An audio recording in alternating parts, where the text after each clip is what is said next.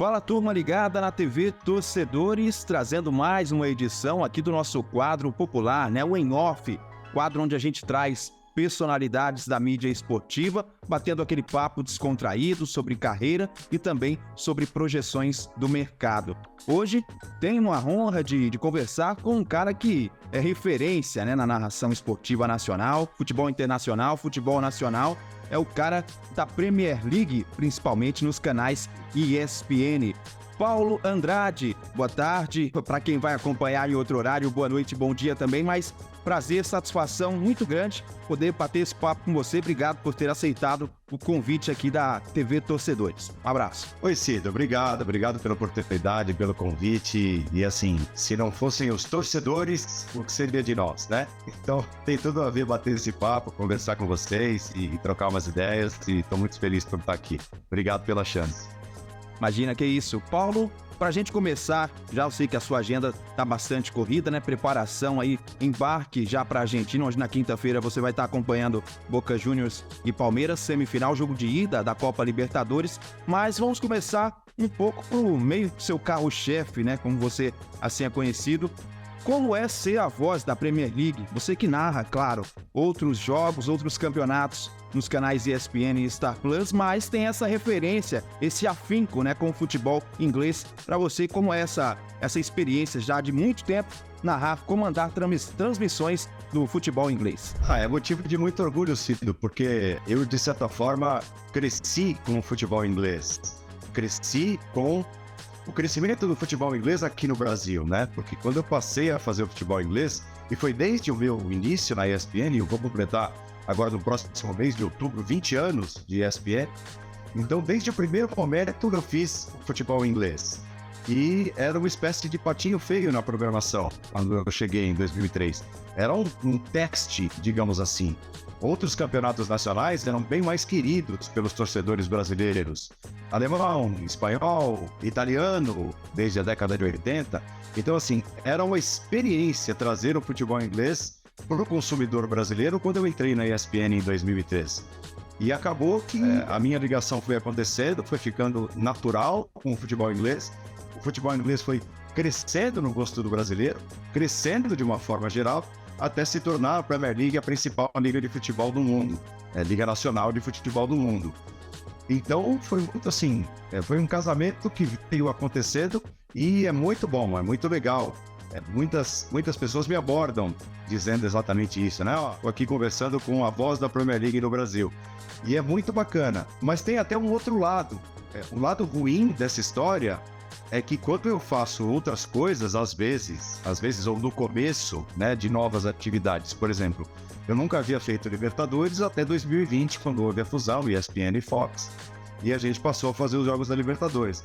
E no começo me incomodava um pouco ler, poxa, é estranho ouvir o Paulo narrando algo que não seja a Premier League. Então, assim, e eu levo todo o respeito, todo o estudo, tudo aquilo que eu faço na Premier League, todo o respeito que eu tenho pela Liga, eu entrego nos outros campeonatos também, eu procuro entregar. Então, assim, são os dois lados da moeda. É muito legal ser a voz da Premier League, por tudo que a Premier League representa, pelo campeonato que repito, é o principal campeonato nacional de futebol do mundo, e caiu nas graças do brasileiro de tal forma, mas ao mesmo tempo, assim, eu me esforço até mais para fazer as outras coisas, os outros campeonatos internacionais e Libertadores e tudo, para apagar um pouco essa história de, poxa, quando ele não dá a Premier League fica meio esquisito, Porque eu não sou narrador da Premier League, eu sou narrador de tantas coisas. Mas é muito legal, A parte boa de ser a voz da Premier League é mais legal do que esse outro lado. Pronto, já que você tocou aí na parte boa, da situação, na temporada passada você teve o privilégio, Paulo, de acompanhar em loco, acompanhando a equipe, em loco lá, a Nathalie, o João, acompanhado também da Mari, que foi, o próprio Mário Marra foi contigo também. Qual foi essa experiência, O que isso agregou para você poder trabalhar e comandar grandes clássicos, já de costume no Brasil, mas de forma in loco, presente no estádio, sentindo a emoção. E já adianto, há alguma previsão de repetir a dose ou não? Bom, que eu saiba ainda não, pelo menos eu não fui avisado. Mas assim, é sempre muito interessante. Você citou essa última visita que nós fizemos, foi em 2022, Fizemos Manchester e Manchester, United e City, fizemos o grande derby do norte de Londres, Arsenal e Tottenham. Mas foi uma sequência de um projeto idealizado lá atrás, pelo José Trajano. Quando ninguém imaginava isso, nós vamos tirar uma equipe aqui do Brasil e vamos colocar num estádio europeu para fazer jogos de times europeus transmitidos aqui para o Brasil, sabe? Era uma realidade que parecia muito distante da nossa. E isso começou a acontecer graças à ousadia do Zé Trajano lá atrás. Então, acabou que se repetiu muitas vezes na minha trajetória, narrar jogos não só da Premier League, mas na Itália, da Champions League por muito tempo. Eu fiz 8 finais em loco, né? E fora outros jogos de semifinais, de quartas de final, até de fase de grupos também. Eu tive a oportunidade de fazer em loco. Mas tudo isso eu estou dizendo, até para responder a sua pergunta, é muito enriquecedor. Porque você consegue trazer ainda mais quem está em casa para dentro do ambiente, para o significado de cada um dos jogos, né? E a transmissão é diferente, o jeito de transmitir, a ida para o estádio é diferente, eu estou fazendo a comparação do europeu com o brasileiro, assim, tem muitas e muitas diferenças. E a gente só tem acesso a essas diferenças quando vive, né? Quando sente na pele. Vou citar uma delas. Aqui no Brasil, você vai a um jogo na arena do Palmeiras ou do Corinthians. Você tem lá uma cabine com ar-condicionado, tudo envidraçado. No Maracanã também é muito assim, né? Você, como detentor de direito, você tem ali um conforto inimaginável. Você vai à Europa, mesmo sendo detentor de direito, é diferente. Você tem ali uma plataforma de transmissão, né? Que você vai dividir com outras equipes internacionais, é onde você fica ali. É tudo apertadinho. E no Etihad, você teve uma visão bem panorâmica, bem de cima, né? No Etihad Stadium, campo do Manchester, por exemplo. Exato. Eu falei, daqui a pouco a gente vai estar em cima das nuvens, né? Torcer para não estar nublado, porque senão a gente não vê o campo lá embaixo. É bem distante do campo, né? E cada estádio tem a sua peculiaridade, mas é só para fazer uma comparação, para trazer um pouco dessa diferença, né? Trazendo aí exatamente para a minha área, que é a área de sentar e colocar o fone, o microfone e narrar. Então, assim, existem todas essas diferenças e isso faz a diferença quando a gente sente de perto para poder passar para quem está assistindo aqui no Brasil. Então, é muito enriquecedor. É uma experiência absolutamente enriquecedora que eu tive a sorte, o privilégio e trabalhei muito para continuar merecendo, né, do jeito que tenho feito nos últimos tempos, essas oportunidades, porque elas são inigualáveis, né, para mim como profissional e para poder passar para quem assiste a programação dos canais ESPN. Sem sombra de dúvidas. Para a gente encerrar esse assunto do Premier League, colocar você, Paulo, numa saia justa. A gente vê aí nos últimos anos o Manchester City, né, começando muito, muito bem a temporada, nos últimos anos campeão inglês, e na temporada 2023-2024 vem com 100% de aproveitamento. Você acredita que os comandados do Guardiola são cotados e serão campeões novamente? Ou acredita numa chegada do Liverpool, que tem feito uma campanha interessante, né? Embora não se projetasse tanto isso no começo da temporada, antes da bola rolar, e o Arsenal também, né? Que vem no processo de reconstrução, fez uma temporada muito boa no ano passado, na regularidade do Mikel Arteta, e vem muito bem também. Mas a sua projeção, palpite de campeão, a Premier League de 2023-2024, dá para arriscar alguma coisa ou ainda é muito cedo?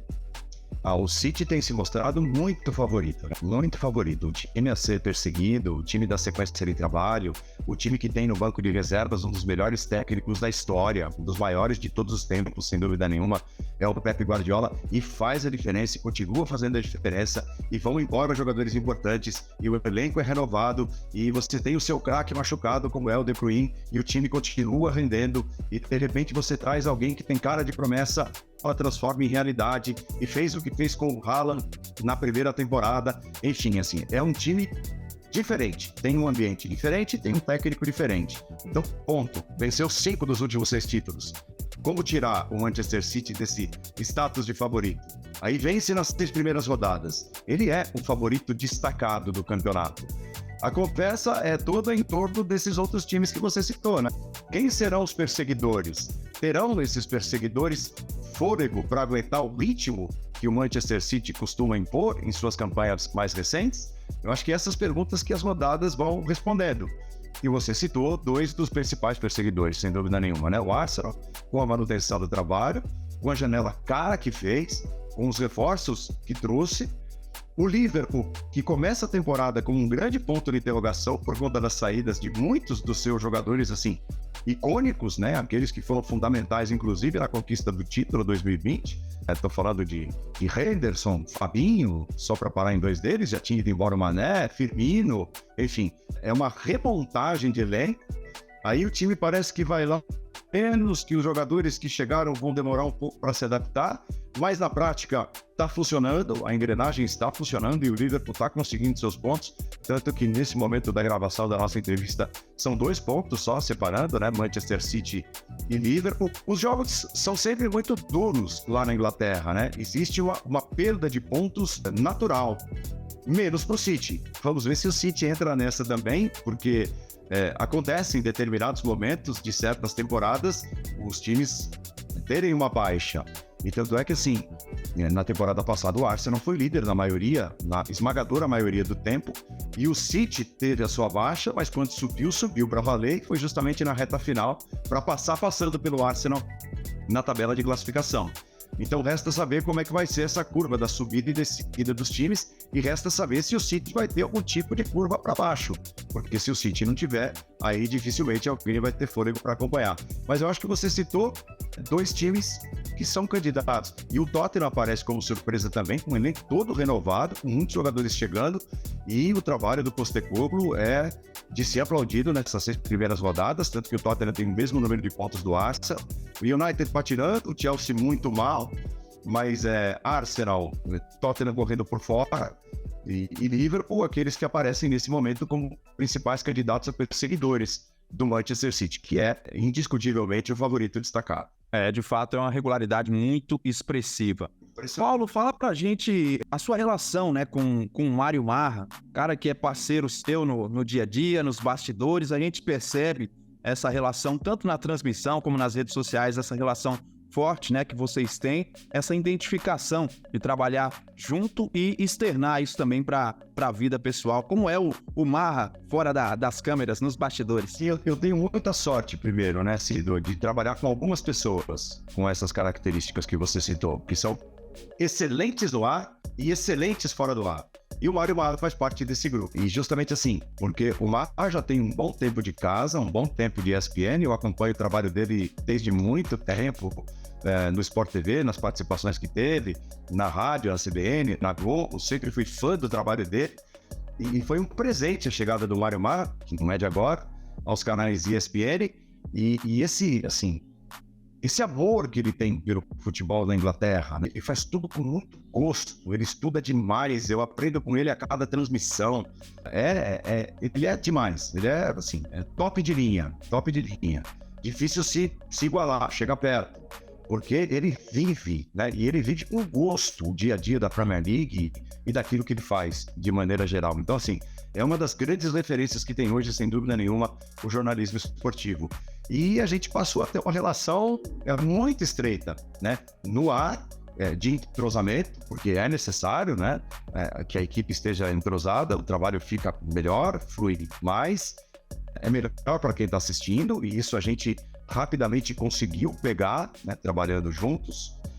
E fora do ar, a gente estendeu isso a fora do ar, tanto que temos uma relação muito bacana fora do ar, com as famílias. A gente viajou junto para a Inglaterra nessa viagem que você citou anteriormente, no ano passado, e estendemos, por vontade, a nossa permanência lá por 2 ou 3 dias juntos, para poder acompanhar o jogo do Liverpool da Liga dos Campeões, que seria no Anfield. Então, eu acho que ali a nossa amizade se estreitou ainda mais. É aquele tipo de pessoa que você se sente à vontade estando perto, porque, acima de tudo, é uma pessoa do bem. O Mário Marra exala o bem. Até tem uma coisa que eu pego no pé dele, ele pega no meu, a gente fica se enchendo também, faz parte desse processo de amizade.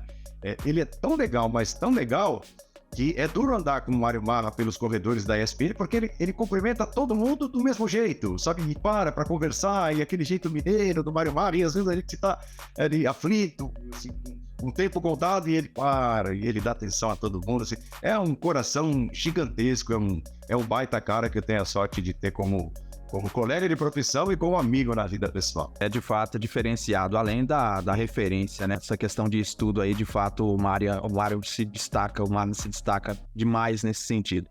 Uma referência mesmo. Já que a gente está falando, Paulo, sobre bastidores, como é uma rotina, um dia de rotina do Paulo Andrade em meio a várias transmissões, né? Dá tempo para ter uma vida pessoal, Paulo, eu vejo que você pratica exercícios, né? Ainda tenta buscar algumas alternativas, mas como é uma rotina, uma semana de rotina, por exemplo, de jogos durante uma semana para a sua carreira? É pesada, né, Cido? Assim, por exemplo, essa semana eu tô prestes a embarcar para a Argentina para fazer um jogo que é exclusivo, um jogo gigantesco, Boca Juniors e Palmeiras. Então, assim, tudo que eu faço me leva para a Bombonera na quinta-feira, né? Assim, o importante é estar lá 100% com tudo estudado, com tudo feito, pronto para desempenhar o trabalho que tem que ser desempenhado naquele momento, né? Que o momento que a ocasião pede. E aí eu desenho a minha semana. Você falou de rotina e justamente eu não tenho rotina, né? Eu procuro, como você disse, treinar. Eu gosto muito dessa questão física, eu me cuido, eu gosto de jogar futebol, eu sou competitivo e foram tantos anos tentando ser jogador de futebol, né? Jogando na base. E eu sou um ex-jogador frustrado porque eu continuo jogando, continuo querendo ganhar e me metendo aí nas bibocas para jogar, campeonato de várzea e tudo, apareceu, eu tô dentro.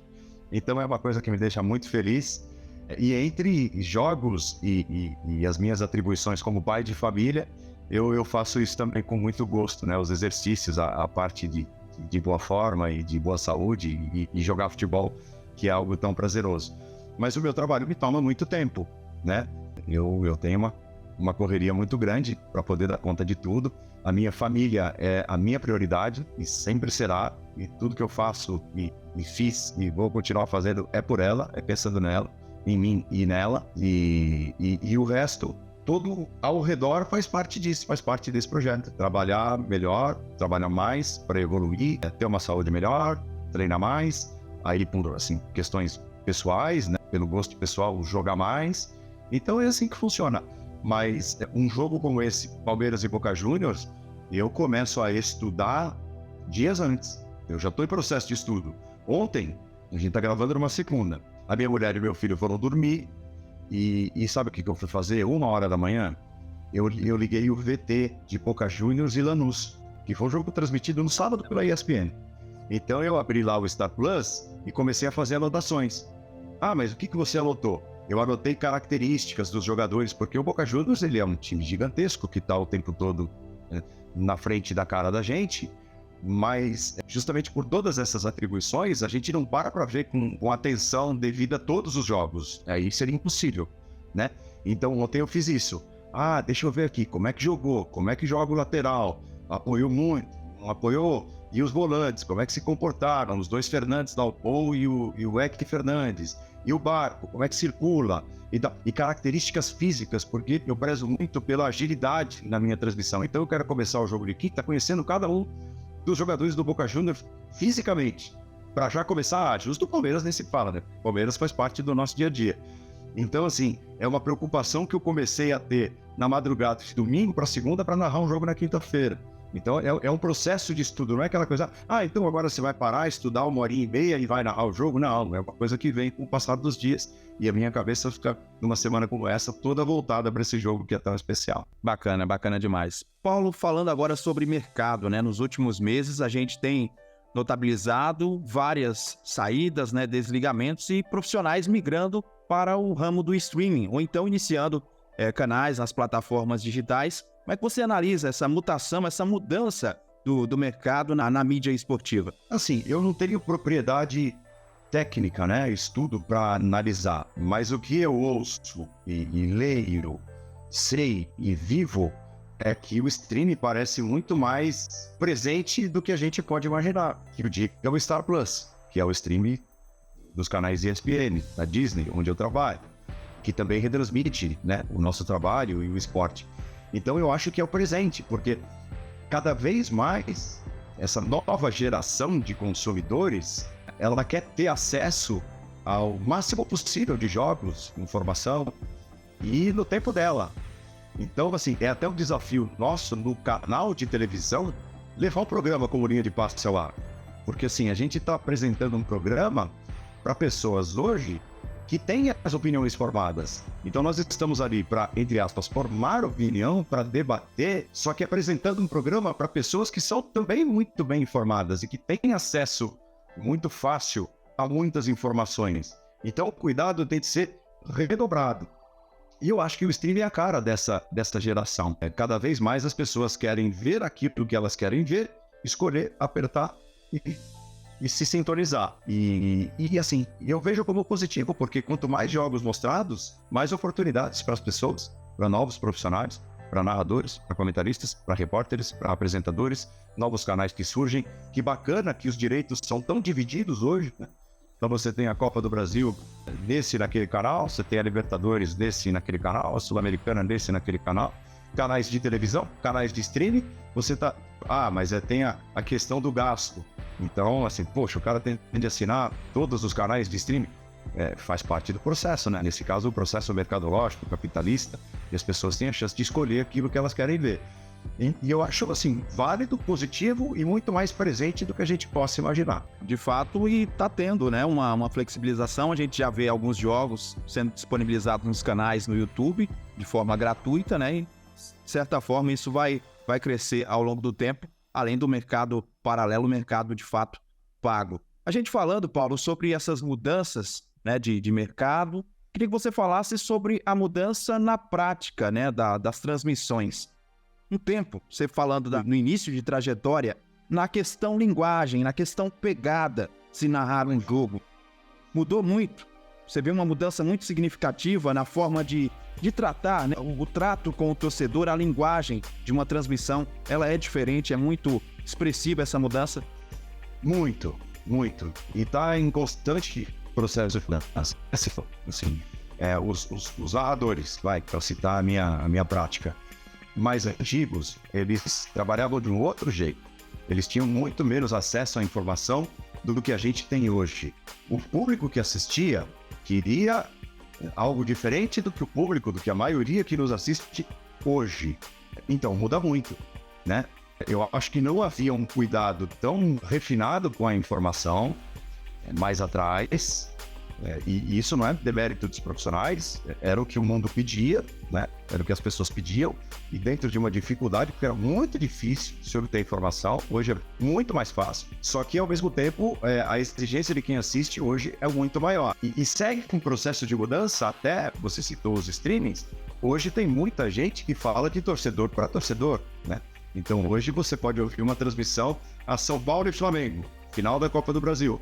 Você pode procurar um canal de YouTube ou qualquer outra ferramenta ligado ao Flamengo. O torcedor do Flamengo tem hoje a chance de assistir um flamenguista falando de Flamengo, narrando o jogo com a camisa do Flamengo. A mesma coisa vale para o São Paulino. São opções, e todas elas absolutamente válidas. E tem a opção mais neutra, a narração convencional. Então veja só como as coisas vão mudando num processo acelerado. Então, teve lá o passado, que me parece que as transmissões eram bem mais lúdicas até. Hoje elas são lúdicas, mas exigem muito mais agilidade e informação, pelo menos é o que eu exijo de mim, né? Tô falando aí por mim. E tem toda essa mudança constante que segue acontecendo com essa migração para streaming, com torcedor falando para torcedor e jeitos diferentes de apresentar, de narrar, e o mercado cada vez mais aberto.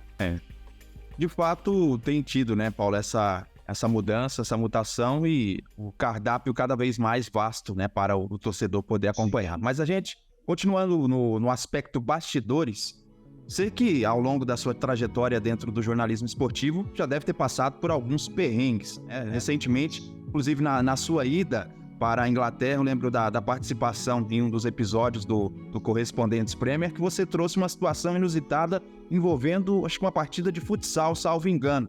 Mas, se essa tiver a parte, né, em termos de algo inusitado, você contasse alguma coisa assim que marcou esse termo perrengue, dificuldades de dentro de uma transmissão. Rapaz, assim, tem tanta coisa que aconteceu né, já, e são coisas que fazem parte, que não deveriam acontecer, mas acabam acontecendo, são problemas técnicos e tal. Eu costumo citar muito uma que me marcou demais, que foi como se fosse uma queda, não era uma queda de energia, era uma queda técnica num estúdio que eu estava usando para narrar um jogo, que era, não sei se era um jogo de abertura, eu lembro que era a primeira rodada de Copa América, Uruguai e Peru, e eu estava ali com as minhas informações, preparado e tal, era o primeiro jogo, e eu estava focado, concentrado, e de repente cai tudo no estúdio, cai a imagem que eu tinha para narrar, cai a luz, cai tudo, fica no escuro.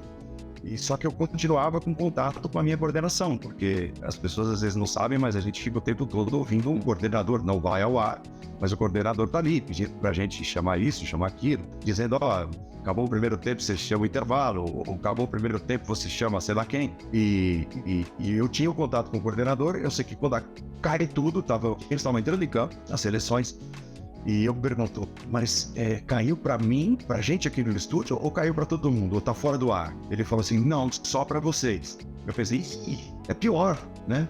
Porque quem tá vendo acha que tá tudo bem. E tá tudo mal, tá tudo péssimo, porque eu não tenho nada. Eu sei que essa situação, ela foi se arrastando, o coordenador tentando fazer o corre dele pra deixar tudo legal, só que o tempo foi passando, os hinos foram executados e o jogo começou.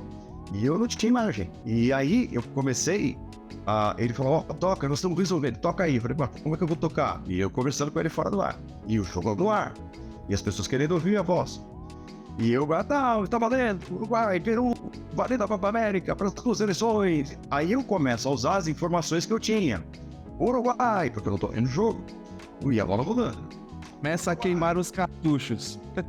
Mas eu nunca dei tantas informações num espaço tão curto de tempo como naquele momento. Eu sei que assim, tinha uma hora que até ele falava assim, escanteio pro Uruguai. Aí eu, não sei o que, Uruguai que desde 2007 não chega à semifinal e vai bater aí o escanteio. Dá uma impressão de que eu tava vendo, que eu tava narrando, mas eu não tava. Então assim, a gente foi meio que naquele engano, no bom sentido, até que as coisas se normalizaram e chegou a engenharia da ESPN e resolveu. Mas foram, se eu não me engano, 15 minutos. 15 minutos de narração sem imagem.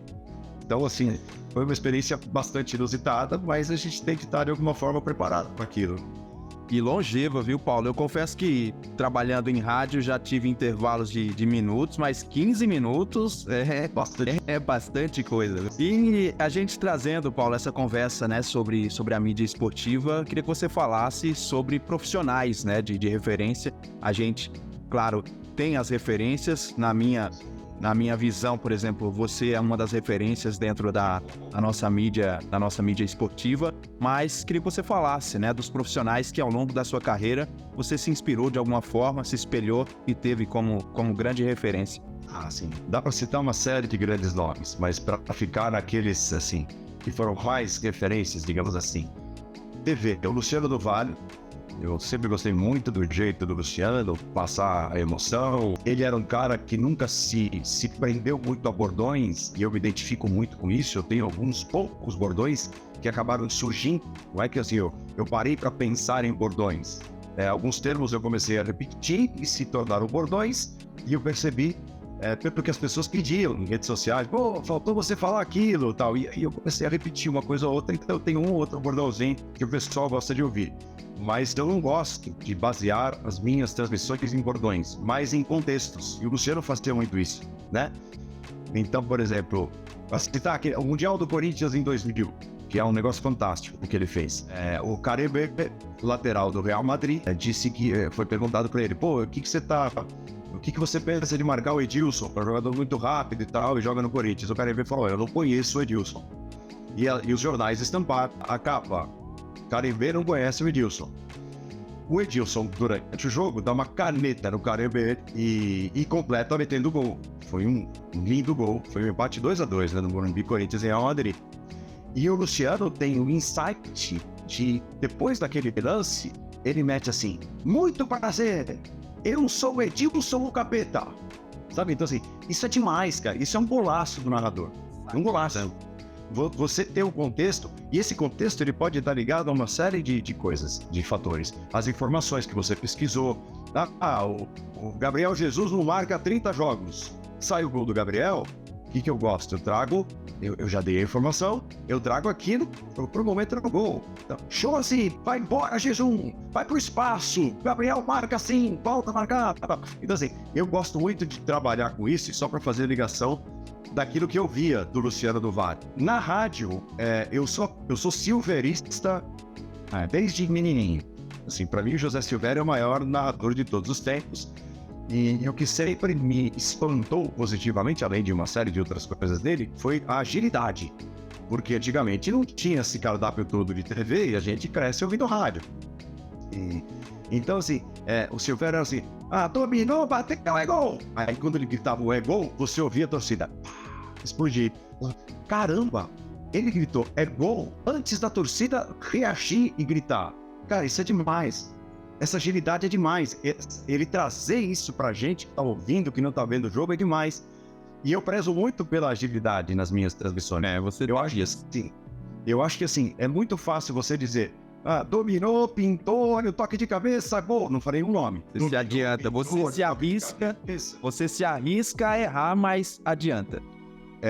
Exato. Eu prefiro. E quando acontece, porque acontece, muitas das transmissões que eu faço pela televisão e às vezes a imagem não tá 100%, às vezes o lance é muito rápido, tem 50 caras dentro da área, a bola bate um, bate outro. Às vezes acontece de você não falar o nome do cara que fez o gol antes da bola entrar. Mas quando não acontece, eu vou embora pra casa, penso, por que eu não falei o nome do cara? Por que, sabe? Eu assim, sou muito rigoroso comigo mesmo nesse aspecto também. Então eu trago a parte lúdica do Luciano e como referência, a agilidade do José Silvério, mas tem muita gente boa trabalhando hoje, né? Que a gente continua olhando e trazendo coisas boas, né? Olhando para, poxa, isso é legal, isso que o cara faz é bacana para trazer. O Everaldo Marques, que por muito tempo trabalhou comigo na ESPN, somos amigos fora do ar, tá hoje estourando no Grupo Globo, é excelente naquilo que faz.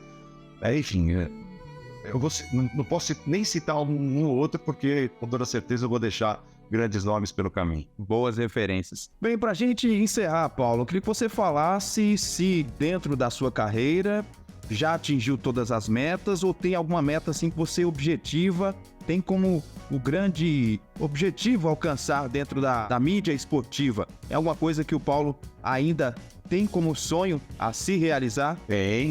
Tem uma série de coisas, porque eu acho que se a gente perde isso, a gente perde parte da essência do que faz, né? Por mais que eu já tenha feito tantas coisas, narrado Copas do Mundo em loco, Champions League, faço a Premier League, mas assim, e eu acho que assim, eu não penso, lá na frente eu quero fazer das sonhos distantes, eu vou vivendo os acontecimentos, porque hoje em dia tudo depende, às vezes não depende só da gente, né? Então, por exemplo, o canal onde eu trabalho tem cardápio vastíssimo de futebol internacional, tem Sul-Americano e Libertadores, mas não tem, por exemplo, os torneios nacionais disputados só aqui no Brasil, Campeonato Brasileiro, Copa do Brasil, os campeonatos estaduais. É lógico que eu quero fazer, é lógico que eu nunca fiz uma temporada de Campeonato Brasileiro, por exemplo. Então eu gostaria muito de fazer o Campeonato Brasileiro só para citar um desses sonhos, mas eu sei que neste momento não é possível. Então eu vou vivendo os meus sonhos dentro daquilo que é possível. Por exemplo, eu estou vivendo o sonho de narrar a Libertadores da América, que é o torneio que os clubes brasileiros mais valorizam. E é muito legal essa aproximação com torcedores do Brasil. É muito bacana, né? Eu escrevi toda a minha trajetória por anos e anos fazendo futebol internacional para torcedores brasileiros. Eu fiz Copa do Brasil e tudo, mas assim, num outro patamar, digamos, né? Os jogos não eram exclusivos, era difícil você colocar na cabeça do assinante. Às vezes o assinante nem sabia que que a ESPN, no caso, transmitia os jogos. Mas eu fiz algumas temporadas seguidas de Copa do Brasil e agora tenho esse presente de fazer um caminhão que é a Libertadores, jogos exclusivos, como será esse da próxima quinta-feira entre Boca Juniors e Palmeiras. Então eu vou vivendo assim, etapa por etapa. Se for para te responder isso, é lógico que eu quero mais. Eu quero fazer a próxima Copa, se possível. Eu quero fazer uma Eurocopa, que eu nunca fiz. eu quero fazer o Campeonato Brasileiro, tá mais dentro, mais perto ainda dos times brasileiros, de repente voltar a fazer a Copa do Brasil, aí falando só em futebol, tá? Então assim, eu tenho vários e vários sonhos de coisas que eu espero que ainda aconteçam, mas eu não me prendo nisso para acordar todo dia, poxa, hoje vai ter o jogo do Campeonato Brasileiro e não sou eu que vou narrar. Eu não me frustro por isso. Eu estou muito satisfeito com aquilo que eu tenho, mas, obviamente, eu vou vivendo dia a dia, sonho a sonho. Eu acho que se eu perder isso, eu vou perder grande parte daquilo que eu me tornei como narrador. Paulo, de antemão já agradecendo, obrigado mesmo pelo papo que a gente bateu aqui, a troca de experiência, né? Você que é uma figura bastante importante dentro da nossa mídia esportiva. Obrigado e boa sorte na quinta-feira. Quem sabe com uma vitória, né, do time brasileiro, do Palmeiras, trazendo na bagagem. E, é claro, uma boa transmissão para você nesse jogo exclusivo. E como você falou, é uma importância muito grande ser uma voz de um campeonato, de uma partida em si, terá a exclusividade dos canais ESPN e você sendo o responsável por transmitir e repassar toda a emoção vivida diretamente da Bombonera, icônica Bombonera. Ah, sim, eu tô me preparando muito para isso, para fazer jus a essa responsabilidade e oportunidade, Cido. Assim, quem for parar na frente da televisão para acompanhar o jogo e quiser reparar, porque para muita gente a gente é só, e deve ser assim mesmo, um instrumento daquele momento, da diversão, da emoção. Muita gente não sabe nem quem a gente é, mas quem souber e parar para notar e pensar, poxa, eu espero que esteja feliz, porque eu estou me preparando muito. Isso eu posso garantir, estou me preparando muito para fazer um grande trabalho que eu costumo fazer quase sempre em tudo aquilo que eu levo ao ar, né? Ou tudo aquilo que eu narro, que no caso a ESPN e o Star Plus levam ao ar.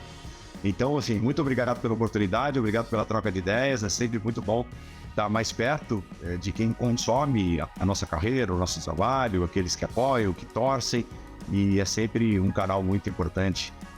Poder conversar assim, como eu estou conversando contigo, mas na verdade eu converso contigo, troco experiências contigo, mas a gente atinge muitas pessoas que gostam do trabalho da gente. Isso é muito legal. Obrigado pela chance. Obrigado, este foi o Paulo Andrade aqui na TV Torcedores. O quadro em off volta brevemente com mais uma celebridade, uma pessoa importante da nossa mídia esportiva. Valeu, forte abraço.